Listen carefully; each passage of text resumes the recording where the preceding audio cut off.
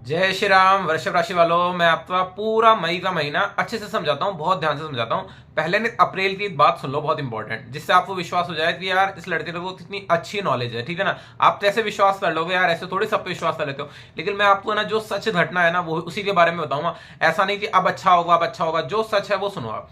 तो अप्रैल के महीने में जो समस्या सबसे ज्यादा इंपॉर्टेंट आपको महसूस हो रही है ना, वो पैसों बहुत ज्यादा खर्च हो रहे हैं, पैसे बच नहीं रहे हैं, पैसे बहुत जल्दी स्पेंड हो रहे हैं, बहुत जल्दी खर्च हो रहे हैं। सैलरी आती है, पैसे साथ में, बिजनेस से पैसा आता है, पैसे साथ, मतलब पैसों को लेकर स्ट्रेस है। अब मैं रीजन भी तो बताऊं, क्योंकि बुध भगवान अप्रैल के महीने में नीच की राशि में बैठे हैं, इसी वजह से समस्या आ रही है। और आपके धन स्थान के मालिक बुध भगवान ही है। और एक समस्या और आपको जो महसूस करने को मिल रही होगी कि आप जिनसे प्रेम करते हो ना वो आपसे दूर हो रहे हैं, या आपकी उनसे अनबन हो रही है। ये समस्या आपको अप्रैल में फील हो जाएगी। ठीक है। इसके अलावा भगवान के आशीर्वाद से पैसे वैसे सब आएंगे, है ना, ऐसी कोई बड़ी दिक्कत वाली बात नहीं है। अब अगर आपको मेरा वीडियो अच्छा लगे, मतलब आपको ये बात सही लगे, तो वीडियो को सब्सक्राइब कर देना, लाइक कर देना। अब मैं आपको मई की पूरी प्रेडिक्शन बताता हूं बिल्कुल बढ़िया तरीके से। मैंने अपने माइंड में ना फिक्स कर लिया कि पूरा अप्रैल की मई की जो कुंडली है वो कैसी बन रही है वृषभ राशि वालों के लिए। मैं समझाता हूँ, बहुत ध्यान से समझाऊं, बहुत ध्यान से सुनना। सबसे पहले तो ना इस मई के महीने में एक पॉजिटिव बात से शुरुआत करता हूं। सबसे पहले पॉजिटिव बात, तो पॉजिटिव बात यह है कि आपको परिवार का और वैवाहिक जीवन का सुख प्राप्त होगा। उसी तरफ से कोई खुशखबरी आने के योग दिखाई देते हैं, क्योंकि आपकी कुंडली के अंदर फिफ्थ हाउस का, फोर्थ हाउस का जो मालिक है वो सूर्य देव है, और सूर्य देव 14 मई तक उच्च की राशि में रहेंगे आपके 12th हाउस में। तो ये सबसे बड़ा गुड न्यूज है। तो ईश्वर के आशीर्वाद से 14 मई से पहले पहले खुशखबरी आने के योग है। ठीक है। 14 मई तक आपको परिवार की तरफ से भी खुशखबरी मिलेगी, और विवाह की वजह से भी खुशखबरी मिलेगी, और बिजनेस की वजह से भी खुशखबरी का फायदा होगा, बेनिफिट होगा। ये सबसे अच्छी बात है। ठीक है। अब एक एडवाइजर के रूप में आपको एक बात बताता हूं जो आपको ध्यान रखने वाली बात है। ठीक है। सबसे इंपॉर्टेंट बात तो यह है कि इस मई के महीने में एक चेंज हुआ है, और वो बहुत थोड़ा अजीब चेंज है, वो सुनो आप। एक चेंज ये हुआ कि ना बृहस्पति देव जो है ना वो है ना अपनी शत्रु की राशि में आ गए। अब जब वो शत्रु की राशि में आ गए तो कहां बैठे, वो आपके ब्रेन में जाते बैठे, लगन में ही जाते बैठ गए। तो आपको क्या होगा, थोड़ा सा मई के महीने में स्वास्थ्य संबंधित व्याधियों का सामना करना पड़ेगा, और स्पेशली आपको अपने पेट संबंधित व्याधियों का, वो आपका थोड़ा सा अजीब होने की संभावना है। तो आपको अपने शरीर का थोड़ा सा ध्यान रखना है, बाहर का भोजन नहीं करना है, थोड़ा सा सावधानी बरतनी है। ठीक है। दूसरी बात, अब बृहस्पति देव कहां से और मालिक है, बृहस्पति देव आपकी कुंडली में प्रॉफिट हाउस से ही मालिक है। अगर आपको ऐसा लगे यार मैं काम कर रहा हूं, जॉब कर रहा हूं, बिजनेस कर रहा हूं, प्रॉफिट नहीं हो रहा, तो मई के महीने में चुप होकर बैठ जाना। सही ना, कि ये सोचो समय कुछ ऐसा चल रहा है, क्योंकि समय से थोड़ी जीत जाओगे, समय से आप नहीं जीत सकते। तो आपको हर चीज का एक वेट करना पड़ता है। बस ये समझ लो कि कई बार अच्छे समय के साथ थोड़ा अजीब समय भी आ जाता है। ठीक है। मैंने आपको बता दी 1 तारीख से 10 तारीख के बीच की स्थिति सुनना बहुत ध्यान से। 1 तारीख से 10 तारीख के बीच में क्या हो रहा है, जो बुध भगवान है ना वो आपकी कुंडली के अंदर है ना 11th हाउस में जाते बैठे हुए हैं। तो जब वो 11th हाउस में बैठेंगे तो वो आपको प्रॉफिट नहीं देंगे।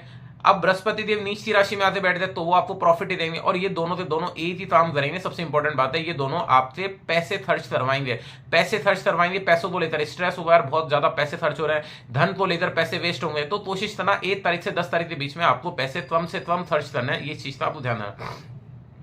1 तारीख से 10 तारीख के बीच में आपको जो इंपॉर्टेंट काम याद रखना है, आपको अपने कोई एजुकेशन के लिए पैसे नहीं लगाना है, कोई पढ़ाई के लिए पैसे नहीं लगाना है, कोई महिला मित्र के साथ घूमने नहीं जाना, अवॉइड करना, कोई लड़ाई झगड़े कलेश नहीं करना है, पार्टनरशिप में पैसे नहीं लगाने हैं। ठीक है। इस चीज को आपको ध्यान रखना है। कोशिश करते बिजनेस को भी अवॉइड करने की कोशिश करना। ठीक है। बिजनेस के अंदर भी इतना मजा नहीं है। ठीक है। लेकिन फिर भी सूर्य भगवान 14 तारीख तक उच्च की राशि में, तो भी बेनिफिट हो जाएगा, बस थोड़ा बहुत बेनिफिट हो जाएगा। मेन बात तो यही है।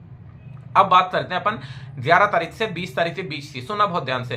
11 से 20 तारीख के बीच में क्या हो रहा है कि शुक्र भगवान आपकी कुंडली से निकलकर आपकी कुंडली में 12वें घर में जा रहे हैं। ठीक है।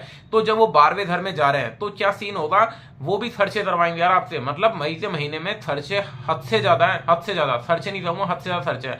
और जो सबसे बड़ा माइनस पॉइंट है, आपके शत्रु एक्टिव हो सकते हैं, आपको कोई शत्रु परेशान कर सकता है 11 तारीख से 20 तारीख के बीच में। चाहे वो आपका ऑफिस हो, चाहे वो आपका बिजनेस हो, चाहे वो आपका परिवार हो, कहीं पर भी कोई आपका शत्रु है तो वो आपको परेशान कर सकता है। क्योंकि मेन बात तो यह है, आपकी कुंडली के अंदर 6th हाउस का जो मालिक है वो 12th हाउस में चला जाएगा। शुक्र जो मालिक है वो 12th हाउस में चला जाएगा, जिससे आपको शत्रुओं से थोड़ा सा रिस्क रहेगा। तो आप इस चीज को ध्यान रखना। ठीक है। बात रही धन को लेकर, तो खर्चे बहुत होंगे, इसको आपको सावधानी बता रहे। मतलब कुल मिलाकर मैं बोलूं थी, मैं दिल से बोलूं थी यार मजा आना चाहिए, तो मई के महीने में कुछ अच्छा संयोग नहीं है। इसका जो सबसे बड़ा रीजन है वो बृहस्पति डाउन होना है। बृहस्पति के कमजोर होने की वजह से ये महीना थोड़ा सा डाउन हो जाएगा, मतलब एक खुशी का एहसास नहीं होगा। लेकिन दो चीजों से बेनिफिट होगा, पहला है परिवार की तरफ से, परिवार के अंदर खुशी आ सकती है, वैवाहिक जीवन की वजह से वो भी 14 तारीख से पहले पहले आ सकती है, ठीक है। बस यही सेटअप है, ठीक है। तो आपको जो बचाते रखना है वो याद रखना है। तो एग्जाम का फॉर्म भरना तो अप्रैल मई का महीना थोड़ा सा अवॉइड करना, ठीक है। अब जो सबसे इंपॉर्टेंट बात जो मैं आपको बताने जा रहा हूं, बहुत अच्छी बात है, 20 तारीख के बाद सुनना, 20 तारीख के बाद 20 तारीख से 30 तारीख के बीच में शुक्र भगवान फिर से उच्च की राशि में आ जाएंगे। सुनना बहुत ध्यान से, जब शुक्र भगवान उच्च की राशि में आएंगे तो आपका मानसिक तनाव जो आपको 1 तारीख से 20 तारीख के बीच में सताया था, वो मानसिक तनाव 31 तारीख से दूर हो जाएगा। आपको उस मानसिक तनाव होगा, ये सब कुछ लेकर हो, चाहे स्वास्थ्य को लेकर हो, पैसे खर्च होने को लेकर हो, कुछ भी हो, 21 तारीख से 30 तारीख के बीच में आपको मानसिक तनाव दूर हो जाएगा। रीजन ये, शुक्र भगवान उच्च की राशि में आकर आपकी कुंडली के अंदर लगन में बैठ जाएंगे, ये सबसे बड़ा प्लस पॉइंट है, ठीक है। तो ये सबसे बड़ा प्लस पॉइंट है। दूसरी बात, अगर आपको कोई शत्रु परेशान कर रहे हैं वो भी नहीं करेंगे 20 से 30 तारीख के बीच में। अगर आपको कोई यात्रा पे जाना होगा तो भी आपको बेनिफिट होगा। तो कुल मिलाकर इस पूरे महीने में अगर कोई मैं तारीखें बोलूँ थी, सबसे अच्छी तारीखें कौन सी है, तो 21 तारीख से 30 तारीख के बीच में जितने भी बढ़िया काम, अगर घूमना जाना हो, फिरने जाना हो, कुछ भी करना हो, यार मैं एडवाइजर के रूप में आपकी मदद कर रहा हूँ यार। मतलब आपको कोई सा भी क्वेश्चन होना चाहिए यार, मुझे यार ये बता दो यार कि मुझे इस चीज की कोई समस्या है। अगर पूरा अच्छे से जानना चाहते हो तो व्हाट्सएप का नंबर है मेरा, ठीक है। लेकिन अगर नॉर्मल चीज पूछना चाहते हो कि हाँ यार ये तो मैं व्हाट्सएप पे रिप्लाई कर दूंगा, क्योंकि आपकी मदद करने के लिए बैठा और भगवान ने नॉलेज दे, तो क्यों नहीं मदद करेंगे यार, मदद करेंगे ना। तो आपको वृषभ राशि वालों बस इस महीने सारे बोलेंगे, सारे ज्योतिषी बोलेंगे अच्छा अच्छा अच्छा, लेकिन मैं आपको सच से वाकिफ कराऊंगा कि अप्रैल मई का महीना 20 तारीख तक का सिचुएशन सही नहीं है। 21 तारीख से 30 तारीख की जो संभावना है वो फिर भी ठीक है, लेकिन 20 तारीख तक आपको थोड़ा सा अपने पैसों को थोड़ा सा ध्यान रखना है और कोई बड़ा डिसीजन नहीं लेना है, इस पर आपको फोकस करना है, ठीक है। बात रही बहन भाइयों से प्रेम, वो भी बढ़िया है ना। और दूसरी बात, एक इसमें सबसे